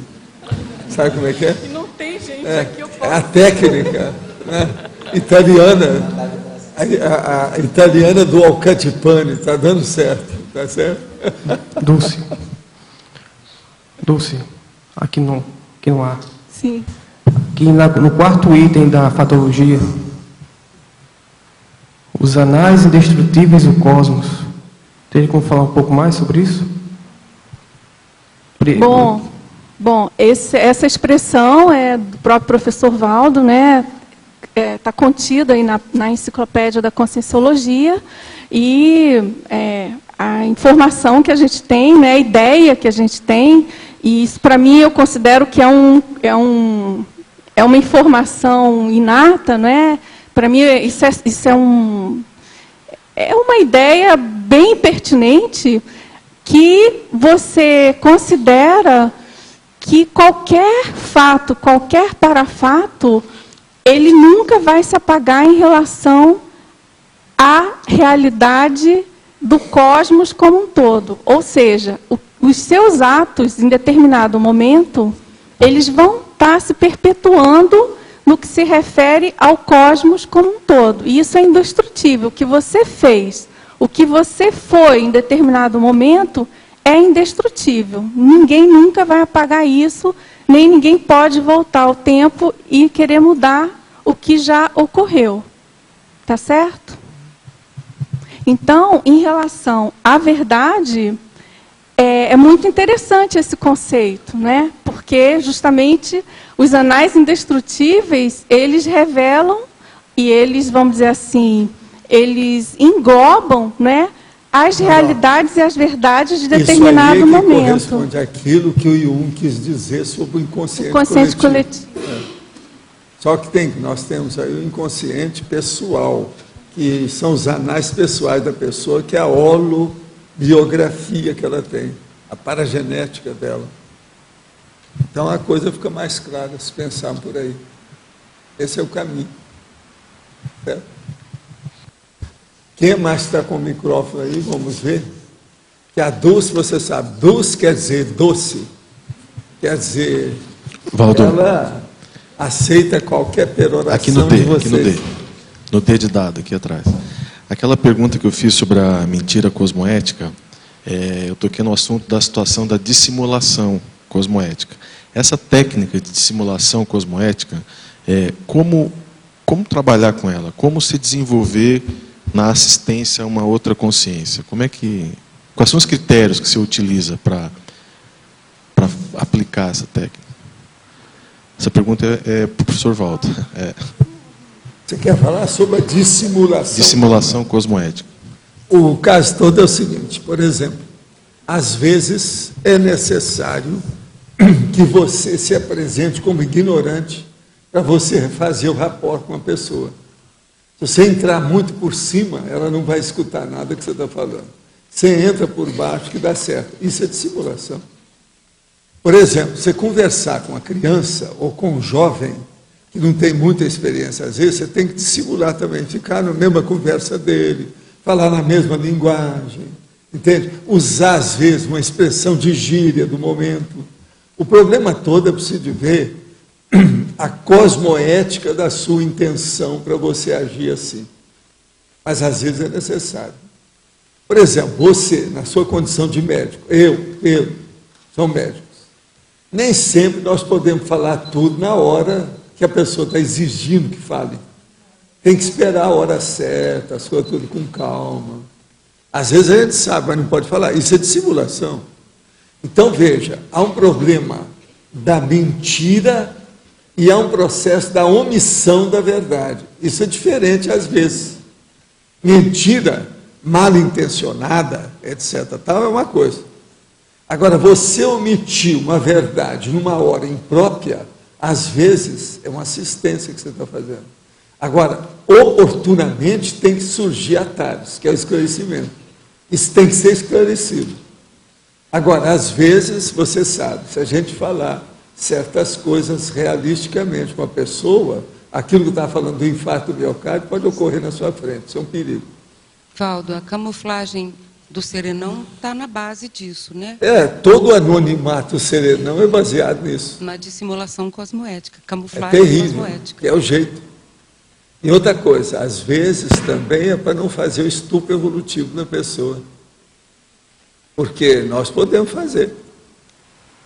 E outra coisa, isso é ruim, porque pode ficar negativo de uma hora para outra. Tem que estudar até onde vai, qual o alcance, a profundidade do assunto. E na base da TENEPS tem isso também, porque o assistido não sabe que você ajudou. Tem uma condição, e você encontra com ele no dia a dia, ele nem sabe que ele foi assistido. E outra coisa, às vezes, quase sempre, quando você ajuda a consciência, é através da consciência que você está perseguindo a ela. Ela nunca vai então, ela não sabendo. ficou sabendo, ela só sentiu que aliviou. Mas não sabe de onde veio, por qual a causa, ou qualquer coisa nesse sentido. Então, existe uma relação indireta Isso é um fato. também nessa camuflagem. Isso aí é o que acontece. Nessa questão que você comentou de fazer o rapport, às vezes só na hora de fazer o rapport você já sente o padrão da energia, às vezes da consciência, e outra coisa, já está fazendo assistência. Nesses assuntos que são muito assim, graves, agudos, nós precisamos estar sempre preparados para fazer a retirada da laguna. Qualquer coisa tem que mudar na hora. Aí é que vem o problema do taquipsiquismo para a pessoa fazer uma renovação e mudar de bloco instantaneamente. É aquilo que eu chamo da taquirritmia. Já tem um verbete sobre isso aí, eu não sei, nós já debatemos sobre taquirritmia, que é o processo de andar rápido com a mudança do bloco. E aquele... A pessoa que retarda a sair de um bloco, ela cria problema, mal entendido. Tipo, você atende uma pessoa que é super eufórica, daí você se coloca mais retida. Aí chega uma pessoa mais deprimida, você tem que ser um pouco mais eufórico. Você tem que ficar no meio inteiro. Para poder fazer... Para fazer a média, senão não vai. Aí, no caso, não tem saída, é o jeito. Agora, veja, é isso aí que eu estava falando. Às vezes você tem que entrar com a TACOM para poder alcançar a TARES. Não tem outra saída. Fazer o rapport, né? É o jeito, é o rapport. Numa extensão disso, num resgate extrafísico complexo, assim, um rapto, que a pessoa tem que se disfarçar, usa o mimetismo, ela também vai usar diversos tipos de simulação. Disfarce. Diretamente. Camuflagem. Edulcoração, eufemismo, maquiagem. Imensos horizontes se abrem à nossa frente a cada dia. Creio que em futuras eras a medicina será integral e multidimensional. Explico. Um grupo de médicos terrenos atenderá as patologias físicas e outro grupo de médicos conscientes atenderão as patologias extrafísicas simultaneamente, ambos com conhecimento recíproco de suas atuações. Em caso positivo, o professor poderia dar maior detalhe como serão esses avanços, poderia explicar melhor ou exemplificar melhor a metafísica do ensino dos dois planos e dos complexos hospitalares? Não, essas coisas já ocorrem. Elas ocorrem em duas instâncias, falando aqui a palavra instância, instanciamento, instanciação, tá certo? Falando em duas instâncias aqui dentro do universo da conscienciologia. Uma delas é dentro da consciência-terapia e outra é dentro da tenepsologia. A pessoa na tenep já ocorre isso. E dentro da consciência-terapia também ocorre. Um processo de dois atender ao mesmo tempo, aquela coisa toda, tem um processo extrafísico nessa história. Então isso aí já está ocorrendo. Dentro da consciência-terapia e dentro da tenepsologia. Fora outras instâncias, mas esses dois são bem clássicos. Sendo que na TENEPS é uma pessoa só. Já na consciência-terapia, no mínimo dois. Duas pessoas que atendem. Crescendologia, página 16, terceira linha. O crescendo, realidade invisível e realidade desvelada. Esse é para você. Tá certo? Crescendologia, página 16, terceira linha. Crescendo, realidade invisível e realidade desvelada. Bom, aqui é a problemática da parapercepciologia, né, e da própria cosmovisiologia. Ocorre esse crescendo, né, entre uma realidade dada, mas que você não percebe, imperceptível, portanto, que ela é invisível, e a realidade desvelada no sentido de que ela é acessada, ela é perceptível e, portanto, apreendida pela pessoa. Então, isso é um crescendo porque, de certo modo, mostra, vamos dizer assim, um ganho, né, de cosmovisão da pessoa que está tendo esse acesso ao que é escondido, né, e ao que é explícito. Por exemplo, se ela tem parapsiquismo. Qual a melhor maneira de usar o princípio da descrença diante uma anel verpon? Primeiro, o princípio da descrença é a pessoa não acreditar em nada, mas fazer experiência pessoal, própria da pessoa, individualmente. E neo-verpon é uma verdade relativa nova para a pessoa. Então, isso aí é óbvio. O que é que você tem que fazer? A melhor maneira é você ver qual é a verdade, lá o princípio da descrença que estão falando, e qual é neo-verpon. Então, você vai procurar averiguar, fazer averiguação sua, pessoal, daquela verdade que estão chamando que é de ponta, nova. Agora, faça a sua experiência, tire as suas conclusões, é a melhor maneira que você tem dentro do princípio da descrença. Você quer falar mais alguma coisa sobre isso? Eu estou falando aqui porque falar de modo geral. É isso? Sim. Dulce, alô? Aqui no B. Em fatologia, duas coisinhas. Em fatologia, na sexta linha, de cima para baixo, tem a história das verdades. E depois, o quarto poder. Se você podia explicitar isso. E uma outra coisa, na frase enfática, Eu queria saber se está certo mesmo, é a carga de influência ou a carga da influência das verdades? Tá. Não, aqui na frase enfática, eu acho melhor ser carga de influência, porque são a influência de modo geral, né? Se você especifica que é da influência, fica parecendo que é única, né? Que é pontual. A outra é melhor. Né? Bom, em relação à sua pergunta, a história das verdades.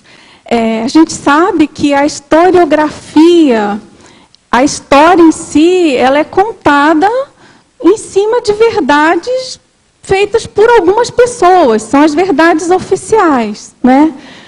E tem a história, você pode ter várias abordagens, né, em relação à história. Tem a história das verdades, por exemplo, que é a história que seria mais próxima de uma para-história, que não é contada pela história oficial. Mas, enfim, as verdades, elas são produzidas pelas sociedades em determinado momento evolutivo. E isso forma, então, todo um arcabouço de conhecimento e um conjunto de conhecimentos que vão estar culminando numa história das verdades, que são aquelas verdades boas, entre aspas, ou adequadas, ou pensadas por algumas pessoas, né? Quem escreveu aquelas verdades. Então, você tem essas duas, para pensar sobre esse tema, né? Você tem essa dicotomia da história oficial, da verdade, e você tem a história verídica, próxima da para-história, da verdade, que formaria, vamos dizer assim, a para-história do planeta Terra, por exemplo. Tá certo? Mas, Dulce, aí tem um desequilíbrio, desculpa. Como? Porque a maioria da história, ela é baseada sobre mitos. Sim, a maioria da história, a gente sabe que hoje tem muitos historiadores criticando, né? Tem a crítica da historiografia. Elas são baseadas em mitos, elas são baseadas no zeitgeist, né? Enfim, no que era importante naquele momento, no vocabulário do momento, nos valores daquele momento. E tem todo um movimento, por exemplo, da história, buscando dar mais detalhes e ver a vida privada de uma outra maneira, que não a vida, a historiografia dos poderes da época, ou então dos interesses principais de quem escreveu. Tá certo?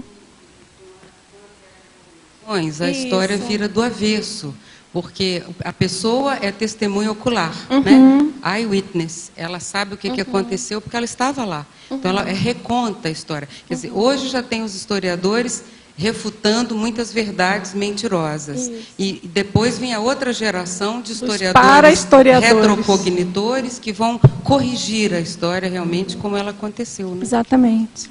Agora fala sobre o quarto poder que está querendo. Ah, sim, o quarto poder é a imprensa, como todo mundo sabe, e a imprensa, ela, vamos dizer assim, ela faz a história, né, de certo modo, dentro desse conceito da pseudo-história. O quarto poder, a gente sabe que publica, divulga o que quer, não necessariamente a realidade mais próxima da verdade ética. Então, assim, quem já teve a oportunidade de participar de algum evento que seja transmitido pela imprensa sabe disso, né?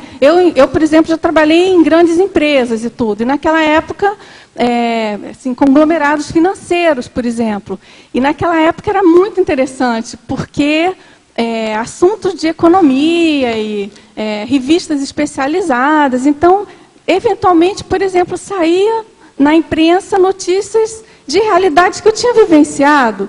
E às vezes eu olhava assim, falando, puxa, mas é a empresa que eu trabalho, são as pessoas que eu conheço, é aquilo que aconteceu. Enfim, são várias realidades, né? E é claro que quanto maior é a ânsia por esse quarto poder, mais distante fica da verdade.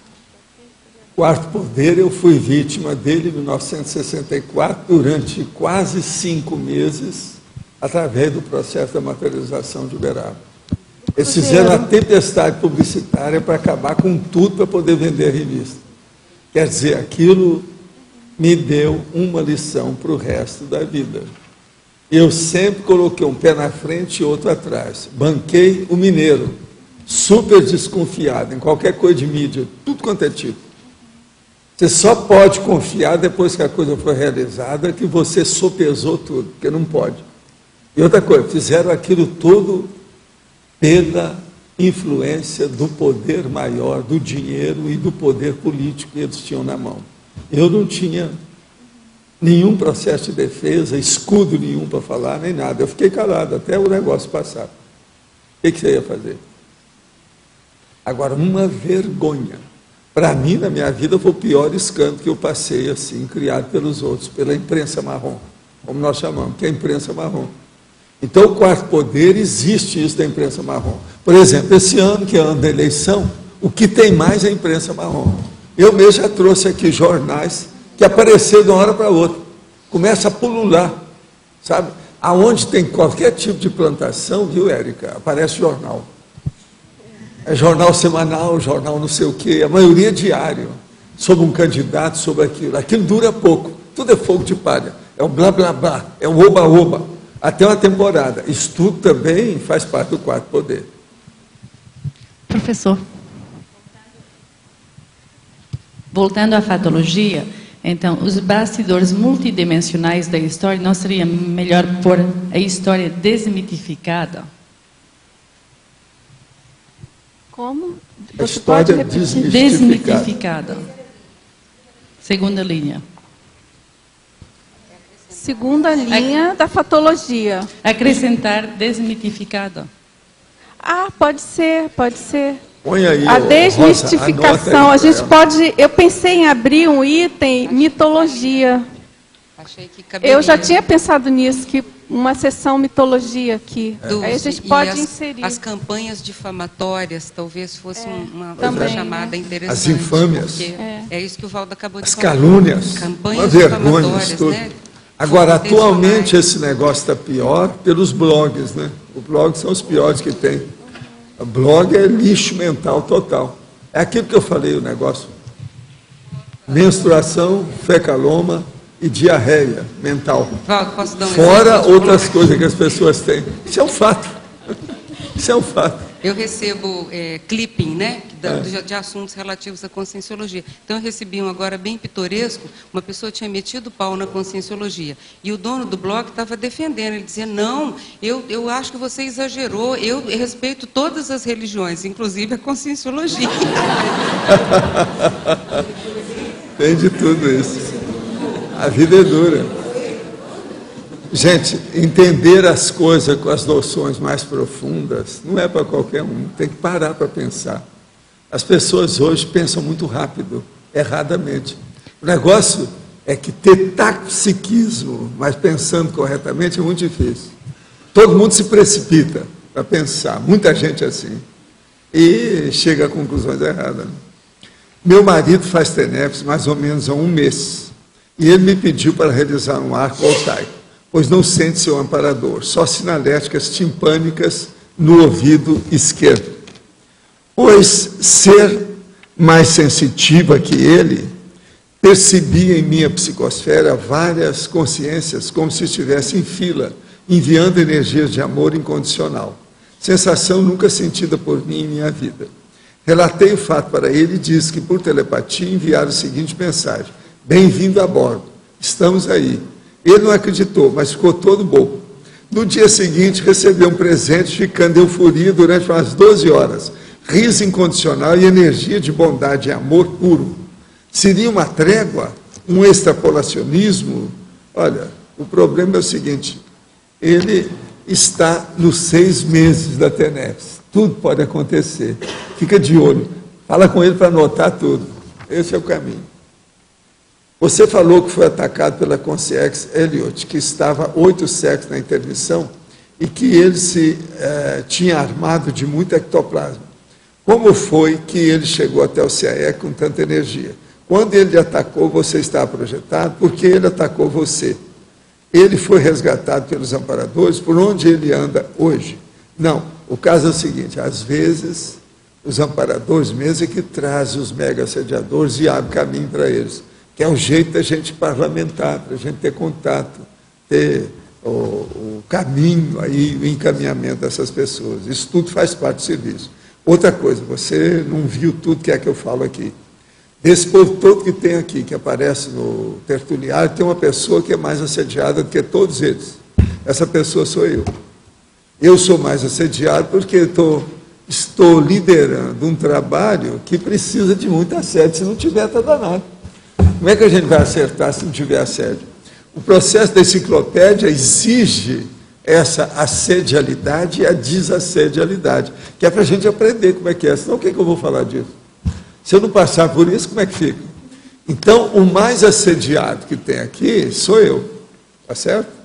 Essa palma eu defendo para mim. Agora, tenho minha razão de ser.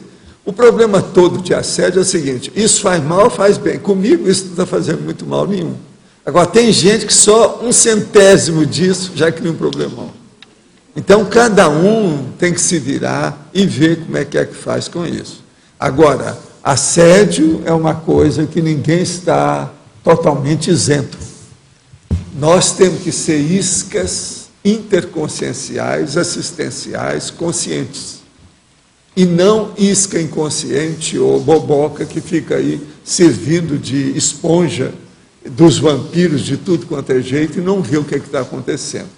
Nós temos que ter consciência do que se passa com as coisas. Então, por exemplo, uma pessoa que é assediada e é inconsciente, ela é a mais assediada de todas. Ela é inconsciente do processo do assédio. Essa é a pior que tem. E às vezes não aparece, a pessoa não vê assim com calma. Ela não chega a dar surto.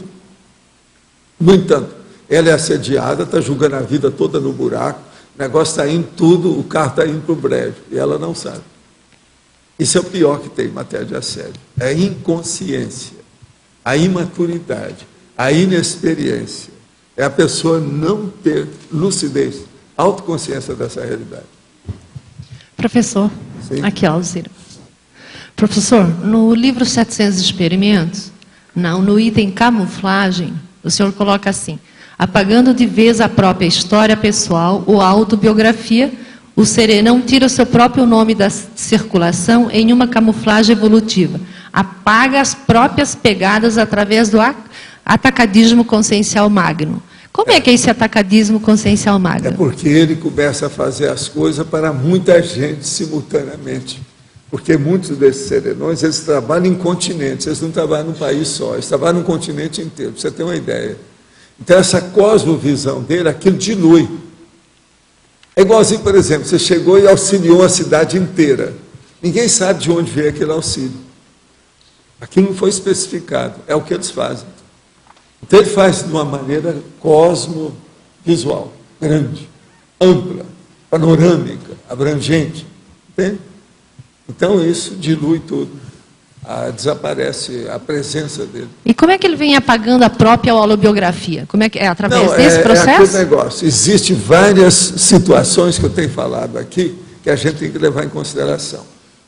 Você, para começar a entender o serenão e a serenologia, é o seguinte, tudo que você faz, você tem que disciplinar de tal maneira que você vai sujando e limpando, sujando e limpando, sujando e limpando, sujando e limpando. É isso que eles fazem. Eles vão fazendo e refazendo e ninguém está percebendo o que eles estão fazendo. Agora, nós temos que começar sujando e limpando. Tem pessoa, por exemplo, que entra dentro da casa e deixa aquilo uma balbúrdia onde ela passa, que ela é indisciplinada, desorganizada. Tem outra que passa, ao passo que ela vai usando, ela vai acertando. Deixa tudo limpo.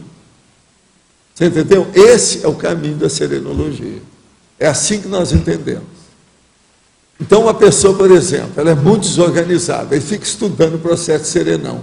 Eu vi para ela, não adianta nada. Conserta a sua organização um pouco, senão não vai. Essa indisciplina, essa desorganização, isso mostra que não pode ter serenidade nisso. Não dá. Agora, a coisa toda é essa. Tem que chegar no lugar e ver que está tudo arrumado. A mesa por cima e a gaveta por baixo. Tudo acertado. Isso não é fácil. Vai no banheiro, cada toalha está no seu lugar. Está entendendo? É por aí. E a questão da holobiografia, ao mesmo tempo, ele vai identificando a holobiografia e também vai tirando a marca dele. É isso? Vai tirando à vontade a situação toda, a realidade dele de ver o que ele é, a realidade própria. Isso é que é o bom da história. Agora, o serenão, com isso, ele já domina essas coisas todas. Agora, o caminho sério, não existe serenidade ou serenologia sem auto-organização. Por isso que um dos laboratórios, primeiro que nós fizemos, logo depois do Mobilidade Física Vídeo, foi da auto-organização. Sem isso, ninguém melhora. Não tem jeito. Tá joia. Obrigada, professor.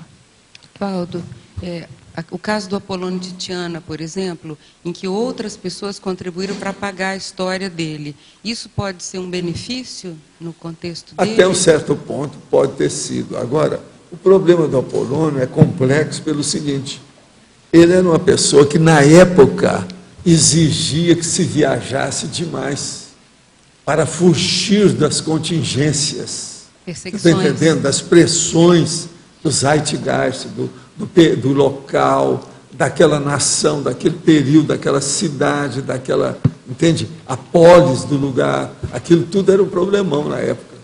Então ele tinha que sair de um lugar para outro, ele viajou demais. Isso tudo também diluiu o processo da vida dele.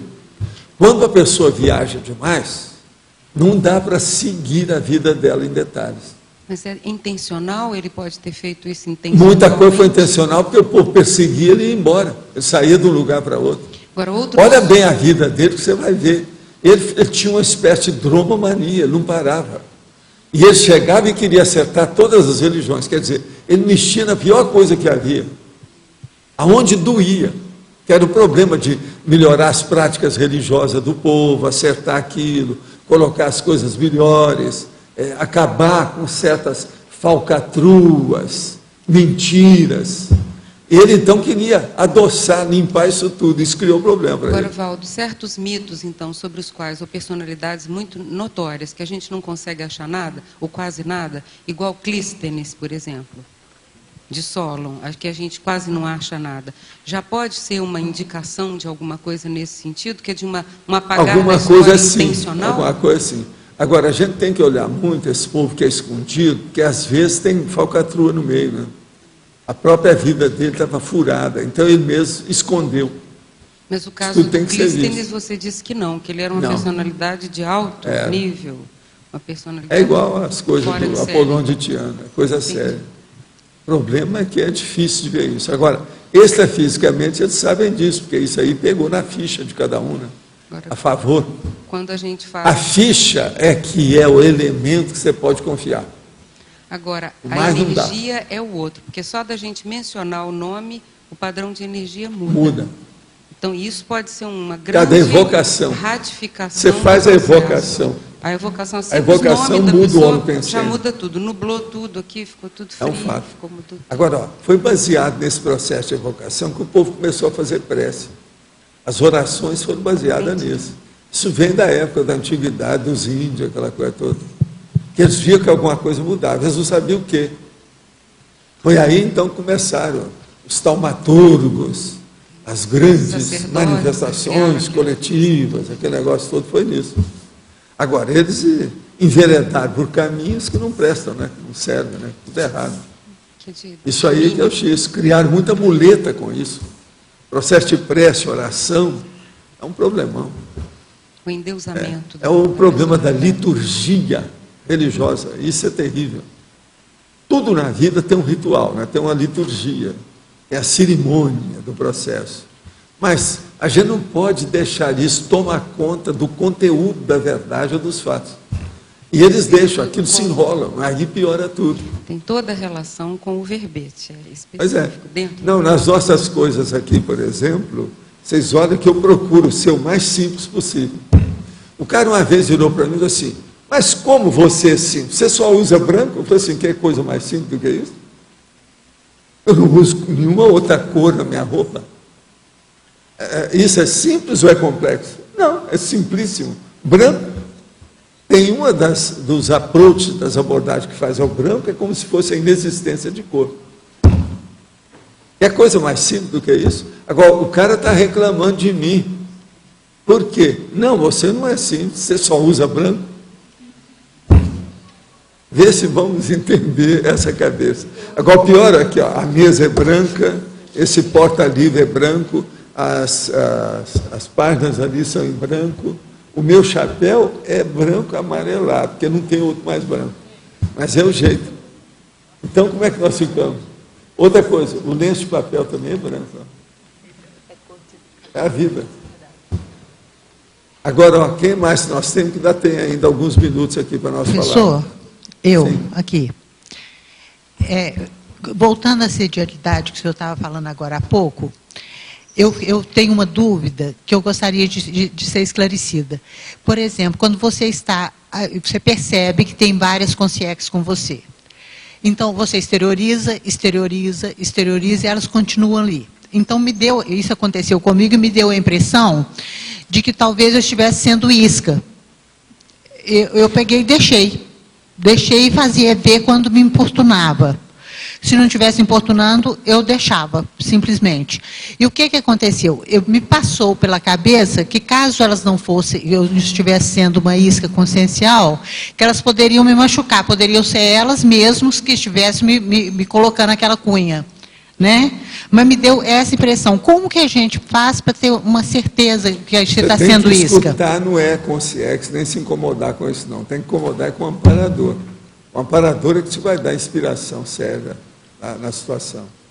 Agora, se você não conseguir captar a presença do amparador, vê a racionalidade do assunto. Primeira coisa, se as consciências são doentes, joga energia em cima delas que elas vão acabar caindo fora. Se você exteriorizar a energia num determinado nível, elas não vão se sentir bem em ficar perto de você.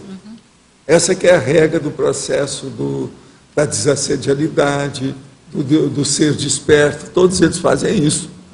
É exteriorizar a energia. Se a sua energia é positiva num determinado nível, ele não vai sentir bem de ficar perto de você. Ele vai cair fora. Seja quem for, pode ser uma equipe inteira, não vai ficar ali. Você muda o holopensene. E se você estiver sendo usado para ser isca, para você ensinar para essa consciência? A isca é o seguinte, a gente quando é isca consciente, o amparador mesmo mostra para você a sua lucidez. Olha, você está sendo isca, vamos ajudar o fulano. Não existe esse negócio no escuro assim, não. A isca consciente, ela é lúcida, ela mostra a lucidez para a gente. A condição da iscagem consciente dá a lucidez para a pessoa, ela sabe o que está se passando. Não é no escuro. No escuro é a isca inconsciente, a escagem inconsciente, ainda não é o ideal. Entende? Você tem de clarear isso mais. O que mais vocês têm aí para Dulce? Não tem mais nada? Presta atenção. Dulce França. Dulce. Na página 17, tem um parágrafo, utimidade. Naquela hora que você estava explicando sobre a história da historicidade, né, se é verdadeira, que pode não ser igual à para-história e tal, é nesse sentido que você colocou aqui o efeito da utimidade, da para-realidade? Você pode esclarecer mais um pouco para mim? Deixa eu ler aqui. Bom, perante a evoluciologia, o poder da verdade é o efeito da ultimidade das para-realidades do cosmos sobre consciência e consciências capazes de captar, compreender e acatar verdades relativas de ponta. Essa questão da ultimidade, você sabe que tem um verbete, né? E seria aquele conceito da qualificação, assim, considerando a holofilosofia, né, do cosmos, e a questão da qualificação holofilosófica dessas realidades, né? Então, essa colocação aqui, ela tem a ver com aquela condição que eu estava explicando ainda há pouco sobre a liberdade, né? Essa verdade que ela, vamos dizer assim, ela é infinita, ela perdura e ela tem essa qualidade, não é? Perante toda a holofilosofia do cosmos, ela vai estar se revelando em função da evolução de cada um, né? Da consciência. Clareou, Rosa? Dulce, aqui, B, aqui atrás de novo, Álvares. Na quarta linha de baixo para cima da fatologia, e na terceira linha da parafatologia você coloca, na fatologia você coloca os julgamentos pós-mortem, e na parafatologia, terceira linha, você coloca o despertamento pós-dessomático. Você podia explicar melhor essa relação dessa questão da dessoma com o poder da verdade, não?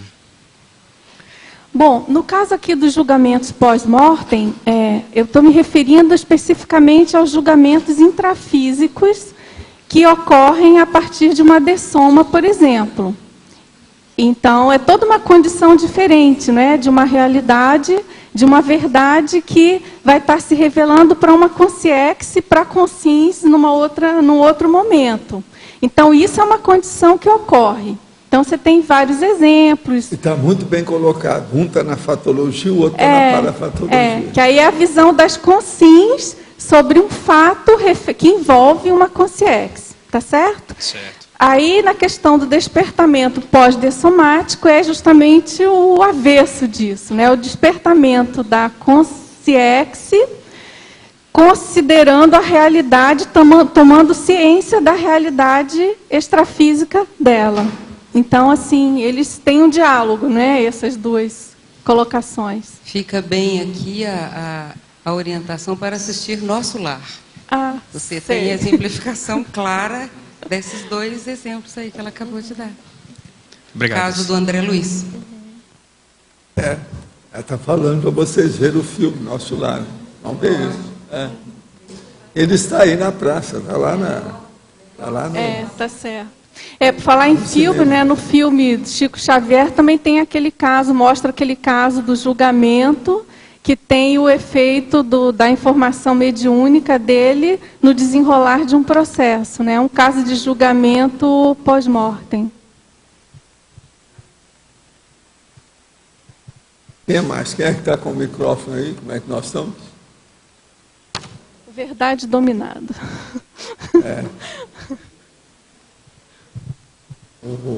Eu não estou vendo aqui a Luimara. Já estava no horário dela, ela não apareceu. Quando eu encontrar com ela, eu vou perguntar, você está com medo do poder da verdade? O que houve que não apareceu? Esse é o horário dela. Como é que é? Tem tudo a ver com conscienciograma também, né? Tem. Não, e é um processo da consciência. O processo é bem lá dentro. O poder da verdade aí não é fácil. Outra coisa, tudo é mental soma, né? Nós estamos trabalhando dentro do essencial, principal, que é o mental soma. Temos que levar isso em consideração. Agora, ninguém fez uma avaliação dessa listagem das suas 20, aqui, ó, só falaram só as 20 condições, só falaram uma ou duas só, mais nada. E aqui tem coisa muito interessante. A indefensabilidade da dogmática desmistificada pela autoexperimentação.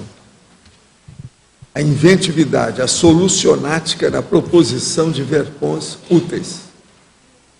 A irresistibilidade da tares dosada na expressão do possível. A refratariedade, as incoerências das pseudo-verdades. A retratabilidade, a recomposição dos equívocos pretéritos. A superabilidade das verpons mais inteligentes.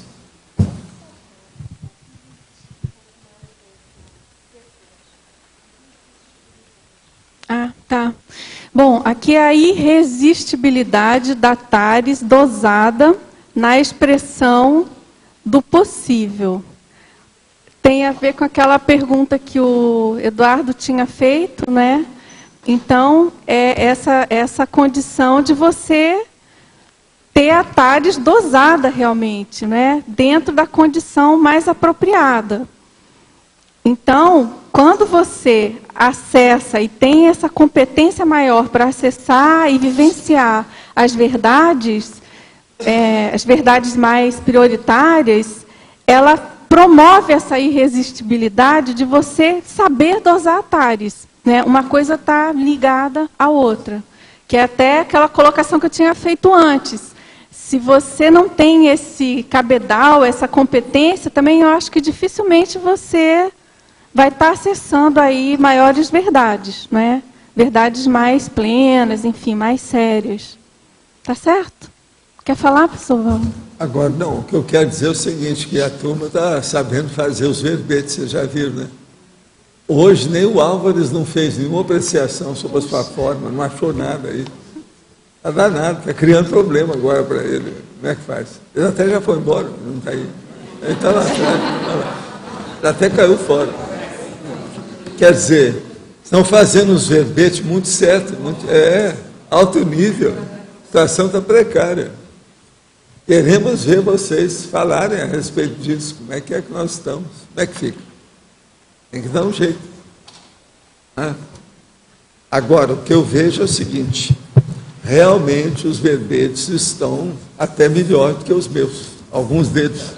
Então isso aí é um negócio sério, vocês têm que ficar de olho nisso. Agora, vocês estão melhorando demais os verbetes, vai criar problema para os próximos, porque eles vão ter que fazer no mesmo nível. De modo que eu aconselho todo mundo que está fazendo verbete entregar o mais depressa possível. Porque quanto mais demorar, pior vai ficar. Porque a exigência vai ser maior, em matéria de qualidade, de aprofundamento, de ideia da situação. E outra coisa, vocês estão vendo que eu não tenho mais nada a ver com isso. Eu sou apenas um poder moderador. Estou aqui de fora, urubu, observando o que acontece entre vocês. Vamos observar o que dá. Esse é o caminho. Eu espero que os próximos continuem desse jeito. Até agora já foram 3. Vocês viram que todo mundo aplaudiu. Você trabalhou bem na história. Agora, estou esperando os próximos, né? Quantos você já fez até agora? Mais um. Ele está crescendo, está na forma. É bolo que está crescendo. Tá, gente, vamos esperar isso aí. Já tem uma ataraxia. Então tá. Vamos aguardar isso. Pode falar. Dulce, por favor, na binomiologia, começa ali com o binômio verdade intrafísica, realidade multidimensional. Eu gostaria de saber se poderia ser o inverso, realidade intrafísica e verdade multidimensional. Pode, claro que pode. É que eu quis colocar a verdade intrafísica... A realidade multidimensional que ela colocou é mais adequada. Porque a verdade já está já é uma correspondência, já é uma interpretação. E a realidade é a realidade, nua e crua como ela é, independente do que você interpreta ou define sobre ela, entendeu? Eu acho que assim fica melhor. Mas é claro que tem a variável. Mas você entendeu por que eu coloquei assim? Quer, mas do jeito que ela colocou é mais adequado, é mais pertinente. Eu acho. Então, os nossos comerciais, por favor. Obrigado. As pontuações de hoje: 137 assinaturas no livro de presença, 31 perguntas presenciais, 20 perguntas online, 51 votos presenciais e 18 votos online. Os recados de hoje: o Júlio e o Regrisson sobre a Semana da Reeducação, a Cadídia sobre o SCP-2 de Foz, o Ivo, Dia da Ação em Saúde Consciencial, e o Mário sobre o 2º encontro do Colégio Invisível da Dessomatologia. Antes com vocês, o recado Amigos com o Eduardo. Pessoal, boa tarde a todos. Nós estamos passando aqui na tertúlia a lista para as pessoas interessadas deixarem o nome e o telefone para que nós façamos contato em breve para a aquisição dos 8 primeiros volumes da Enciclopédia da Conscienciologia.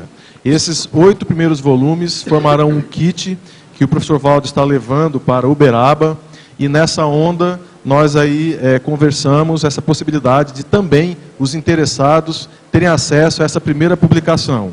Será uma publicação histórica, até certo ponto uma publicação de colecionador, e também a última publicação antes da publicação de fato da Enciclopédia da Conscienciologia. Então as pessoas que estão assistindo a tertúlia fora de Foz do Iguaçu podem enviar o nome e o telefone por e-mail, que nós vamos inserir nessa lista. Nós já passamos de 80 pessoas interessadas, tá ok? Então, quem está vindo à tertúlia, a lista fica ali na frente, na entrada. Quem está fora da tertúlia, basta enviar o nome, o telefone, né, que nós faremos contato posteriormente. Obrigado. Só mais uma informação. Nós ainda não temos o preço, estamos levantando os custos dessa publicação. Assim que tivermos, vamos divulgar aqui na tertúlia. Obrigado. Boa tarde, pessoal. A Repreendência convida todos para a primeira semana de reeducação consciencial a ser realizada de 8 a 16 de outubro próximo. Nesse período teremos qualificação docente, curso pré-aula sobre os fatos e parafatos que influenciam, no caso, a aula do professor. A oficina, teremos uma oficina de plano de aula para montar, elaborar um plano de aula otimizado. Um curso de MBE, Mobilização Básica das Energias, como conduzir melhor as energias em sala de aula. E teremos o curso do professor Marcelo da Luz, curso Descrenciologia como processo de reaprendência. Além disso, durante esse período, teremos também cerca de 20 palestras gratuitas, nos dias 11 e 12, 12 é feriado, 11 deve ser recesso, e o dia inteiro, e de segunda a sexta à noite. São eventos, no caso, 20 palestras gratuitas. Para mais informações, então, liguem para 3525-2652, ou então entre em contato com a Repreendência pelo e-mail contato@reaprendência, lembrando que é com t.org, tá ok? Obrigado. Só lembrando que esse folder está disponível aqui fora no tertuliário, e para os teletertulianos, essa mesma informação está disponível no site www.reaprendência.org. Obrigado. Boa tarde, pessoal. Nós convidamos a todos os tertulianos e teletertulianos para participarem do ECP2 de Foz do Iguaçu. Vai estar ocorrendo no período de 24 a 26 agora de setembro. O EPICOM vai ser o professor Alexander Stein. Maiores informações, vocês podem ligar no CAEC, no 3525-2652 ou no IPC 2102-1448. Obrigada.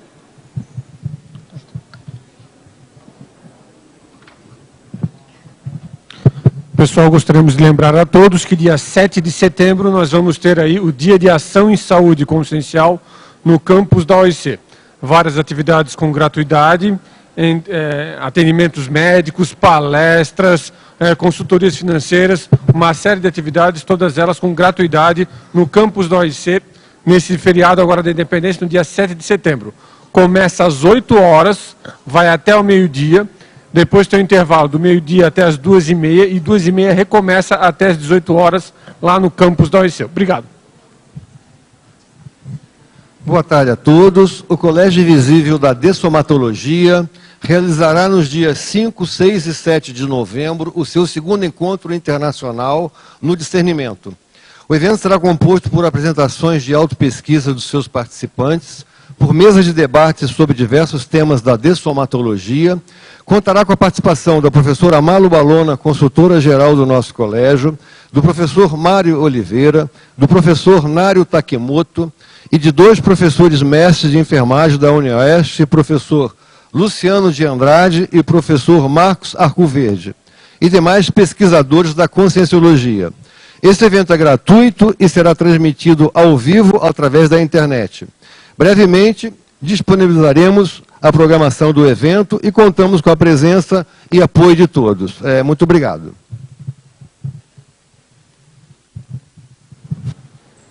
Para amanhã, teremos o verbete Autodeterminologia, eleito com 22 votos, a especialidade Autovoliciologia, a autora Nilce Oliveira. Obrigado a todos, uma boa tarde.